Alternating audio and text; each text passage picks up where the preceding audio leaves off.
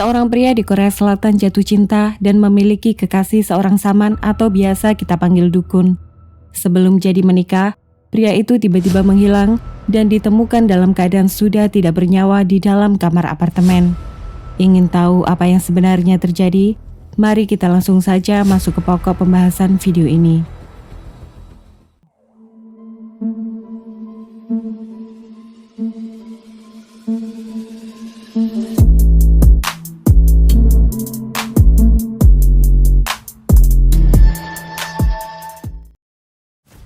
Pada video kali ini, mari kita berkunjung ke kota Jeongju, kota yang berjarak sekitar 125 km dari ibu kota Seoul, Korea Selatan ini adalah kota terbesar di Provinsi Chungcheong dan berpenduduk sekitar 850.000 jiwa. Jeongju juga terkenal indah karena dikelilingi daerah pegunungan dengan pemandangan alam yang menakjubkan. Pada tanggal 3 Maret 2021 sekitar pukul 7 malam, dua orang petugas polisi sedang berkendara menuju sebuah apartemen karena seseorang mencium bau busuk yang sangat pekat dari dalam unit apartemen yang dia sewakan. Sementara itu, si penyewa dikabarkan sedang berada di luar kota dan tidak bisa dihubungi sama sekali. Setelah tiba di sana, kedua petugas polisi beserta si pemilik segera membuka pintu unit apartemen yang dimaksud dan menemukan sumber bau busuk yang ternyata berasal dari jasad manusia. Melihat dari kondisi yang ada, korban diduga telah mengakhiri hidupnya sendiri dengan seutas tali yang terikat di atas tiang besi jemuran. Polisi akhirnya bisa memastikan jasad itu adalah jasad Choi Jang-hoon, pria berusia 45 tahun penghuni unit apartemen itu. Jang-hoon merupakan anak sulung dari 3 bersaudara. Jang-ho, sang adik laki-laki, sudah menikah dan memiliki 2 orang anak masih kecil. Sedangkan si bungsu sama seperti kakaknya masih belum menikah. Ketiganya yatim piatu karena sang bapak telah lama tiada, sedangkan si ibu baru 2 tahun yang lalu meninggal. Setelah bapaknya tiada, Jang-hoon berusaha menggantikan sosok ayah dan bekerja sangat keras agar dapat meringankan beban ibunya dan membiayai kedua adiknya sampai lulus kuliah. Di puncak karirnya, Jang-hoon pernah menjabat sebagai manajer di sebuah supermarket besar dengan gaji tahunan 80 juta won atau sekitar 79 juta rupiah per bulan. Di tempat kerja, pria ini terkenal sebagai atasan yang baik, jadi tidak heran bila dia disenangi anak buahnya. Begitu mendengar kabar kakak mereka telah tiada, Jang-ho dan adiknya merasa sangat sedih dan terpukul. Sementara itu, pihak keluarga tidak bisa menerima putusan polisi yang ingin menutup kasus ini. Jang-ho dan istrinya kemudian menghubungi pihak media untuk minta bantuan. Kebetulan sebuah stasiun televisi setuju melakukan penyelidikan dan mencari fakta terkait. Berikut hasil temuan mereka. Jang-hoon mengakhiri hidupnya pada tanggal 6 November 2020. Kesimpulan ini diambil berdasarkan laporan pemakaian ponsel di mana dia berhenti menjawab panggilan masuk sejak tanggal itu.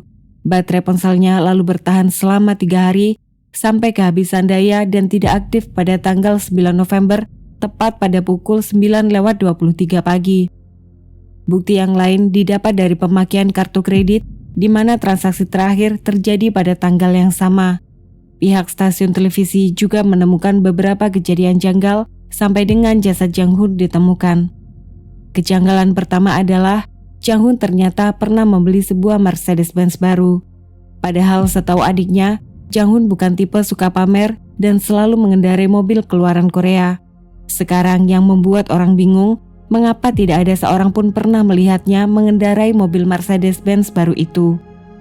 Jang-hoon pernah bercerita pada adiknya bahwa dia sedang menabung agar dapat membelikan sebuah rumah untuk ibunya. Jadi rasanya tidak mungkin dia rela menghabiskan banyak uang hanya untuk membeli mobil baru. Kejanggalan kedua terjadi pada kotak surat yang ada di lobi apartemen. Kotak surat milik Jang-hoon yang biasanya terlihat penuh dengan surat atau dokumen, tiba-tiba bersih tidak tersisa. Selanjutnya, semua surat yang datang diantar petugas pos dan ditaruh di dalam kotak itu akan lenyap secara misterius beberapa hari kemudian. Kejanggalan ketiga adalah biaya bulanan listrik dan air apartemen yang tertunggak selama 4 bulan terakhir ternyata lunas pada tanggal 15 Januari 2021. Lalu pertanyaannya, siapa yang membayar dan apa tujuannya?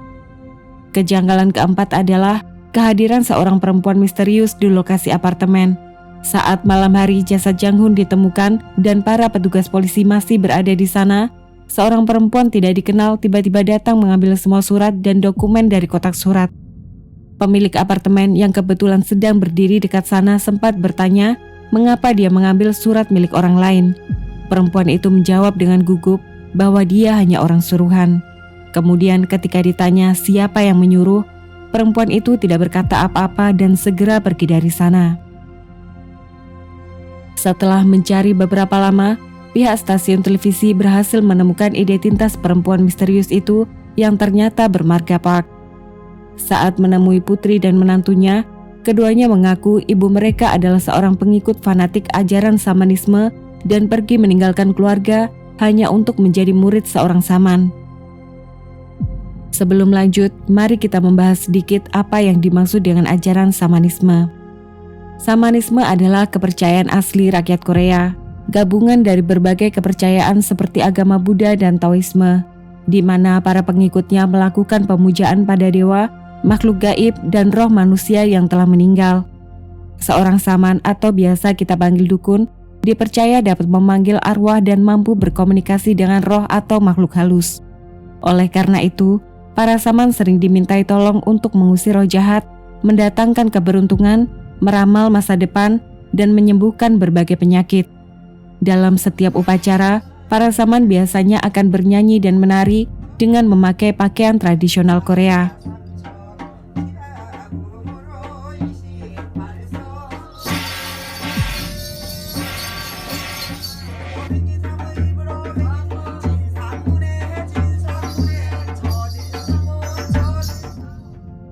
Meskipun ajaran ini sudah ditinggalkan generasi muda, tapi warga yang berusia lebih tua dan tinggal di daerah pedesaan masih sangat percaya dan sering mendatangi saman untuk bertanya mengenai segala urusan.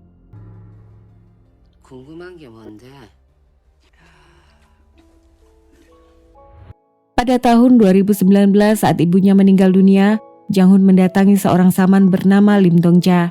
Lim sudah berusia 50-an tahun dan dia dimintai tolong memimpin upacara pada hari pemakaman. Singkat cerita, sejak perkenalan itu, hubungan keduanya semakin hari semakin dekat dan akhirnya menjadi sepasang kekasih.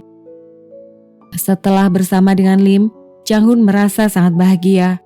Dia memberitahu kedua adiknya sudah memiliki kekasih dan berencana menikah dalam waktu dekat karena kekasihnya itu sedang mengandung anaknya. Baru 3 bulan berhubungan, sikap Jang Hun secara perlahan mulai berubah. Dia diberitahu bahwa kedua adiknya punya rencana jahat dan tidak setuju dengan hubungan mereka. Jang Hun seperti orang yang dicuci otaknya, percaya begitu saja dan memutuskan hubungan dengan orang-orang yang selama ini sangat dia sayangi. Kedua adiknya tentu saja merasa sangat terpukul karena kakak yang sangat mereka hormati tiba-tiba berubah seperti itu. Di satu sisi, Jang Hun sangat bahagia saat diberitahu dirinya sebentar lagi akan menjadi seorang ayah. Lim mengirim foto hasil USG dan minta Jang Hun mau menikah dengannya suatu hari nanti. Jang Hun tentu saja setuju karena dia memang pernah berjanji pada mendiang ibunya akan menikah dan menjadi seorang suami dan ayah yang baik. Sejak saat itu, Lim sering minta dikirim uang untuk pemeriksaan rutin ke rumah sakit. Tapi sayangnya, setiap Jang Hun ingin ikut menemani, Lim selalu menolak dengan alasan dia ingin pergi sendirian. Selain biaya rumah sakit, Lim minta uang untuk menyiapkan kamar bayi dan beli semua perlengkapan sebelum kelahiran. Dia mengaku hanya suka produk luar negeri karena kualitasnya lebih bagus dan terjamin. Oleh karena itu, Jang Hun tanpa ragu mengirim uang puluhan juta won karena dia juga ingin yang terbaik untuk calon bayinya. Beberapa hari sebelum ulang tahun, Lim merengek minta dibelikan mobil Eropa keluaran terbaru. Jang Hun akhirnya membeli mobil Mercedes-Benz dengan cara leasing dan memberikannya sebagai hadiah di hari ulang tahun. Secara perlahan, rekening tabungan sebesar 500 juta won atau sekitar 5,9 miliar rupiah hasil kerja keras selama puluhan tahun mulai ludes tidak tersisa. Setelah itu, entah apa yang dia pikir, Jang Hun malah mengajukan pensiun dini di supermarket tempatnya bekerja dan mendapat uang pesangon sebesar 242 juta won atau sekitar 2,9 miliar rupiah.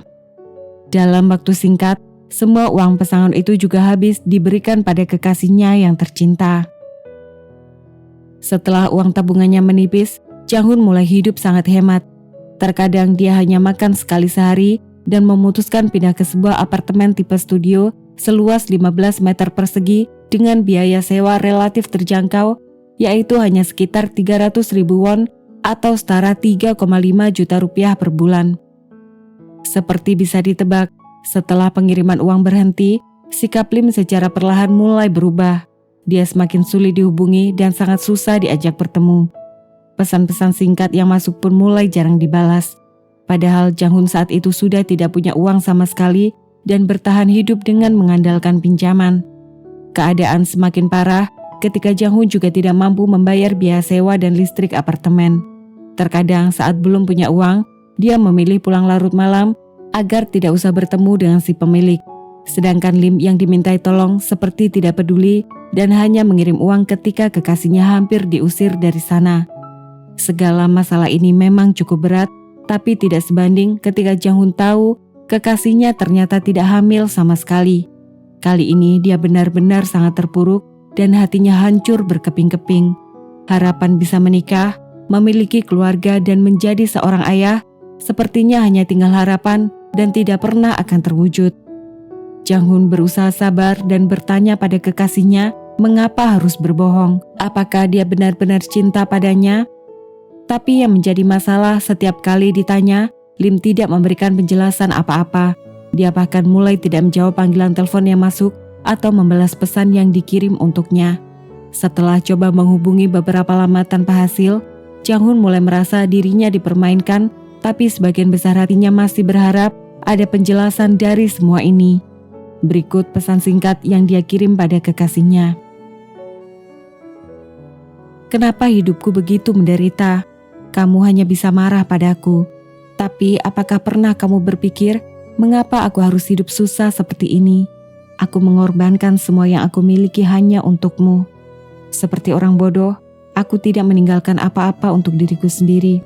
Aku berusaha bertahan, walaupun tidak punya uang untuk menaruh makanan dalam mulutku.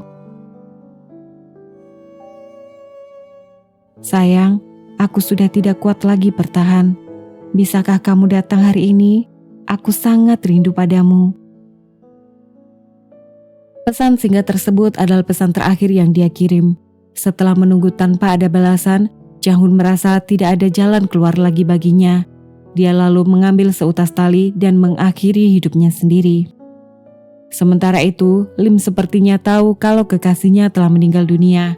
Dia kemudian menyuruh anak buahnya mengambil semua surat dan dokumen dari kotak surat dan membayar tagihan listrik yang tertunggak. Semua ini dia lakukan untuk memberikan kesan bahwa kekasihnya masih dalam keadaan hidup dan sedang berada di luar kota. Staf stasiun televisi yang menyelidiki kasus ini pernah menghubungi Lim untuk mengkonfirmasi semua temuan mereka. 왜 찾으시는 건데요? 최장훈 씨 아이를 이제 임신하셨다고 아니었어요. 거짓말까지 하시면서 돈을 받아갈 이유는 없잖아요. 사람이 자기가 좋아서 돈을 준 건데 마지막으로 그러면 연락이 닿으셨던 때가 언제세요? 11월 달에요. 11월 달에요. 연락이 갑자기 안 됐어요. 계좌이체로 1월 15일에 전기세를 납부를 어떤 분이 해주셨더라고요. 그게 선생님이세요? 생겼어요, 동생이. 아니 이상하잖아요. 사실 연락이 끊긴 남자친구인데 전기세를 굳이 내주실 이유는 없잖아요. 당연히요. 어디 다 있는 줄 알고 내주면 안 되는 거예요? 경찰서 가서 알아보시라고요.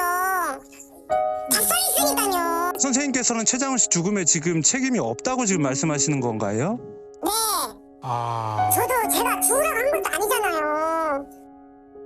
Lalu pertanyaannya, bagaimana nasib mobil leasing Mercedes-Benz? Pada bulan Desember 2020, mobil itu sebenarnya ingin ditarik kembali oleh perusahaan leasing karena tunggakan angsuran.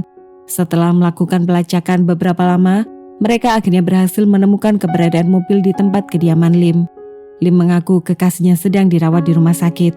Lalu dia melunasi hutang angsuran yang tertunggak dan berjanji akan membayar sisa cicilan tepat waktu. Setelah mendapat semua informasi dan bukti-bukti terkait, pihak stasiun televisi bersama dengan keluarga mendatangi kantor polisi untuk melaporkan temuan mereka. Sayangnya setelah mempelajari semua, pihak kepolisian memutuskan kasus ini tidak akan diproses lebih lanjut karena kurangnya bukti permulaan. Menurut mereka, tersangka tidak bisa dijerat dengan pasal pidana karena uang yang dia terima dikirim oleh korban atas kemauan dan kesadaran sendiri tanpa ada unsur paksaan sama sekali. Jang Hu dikabarkan sedang mengumpulkan tanda tangan untuk mengajukan petisi agar kasus kakaknya bisa dibawa ke pengadilan. Tapi sampai hari ini tidak diketahui dengan pasti kelanjutan dari petisi itu. Yang paling menyedihkan, saat membersihkan apartemen, mereka menemukan beberapa kotak berisi mainan yang disiapkan Jang Hun untuk menyambut kelahiran bayi yang sangat dia dambakan hadir dalam hidupnya.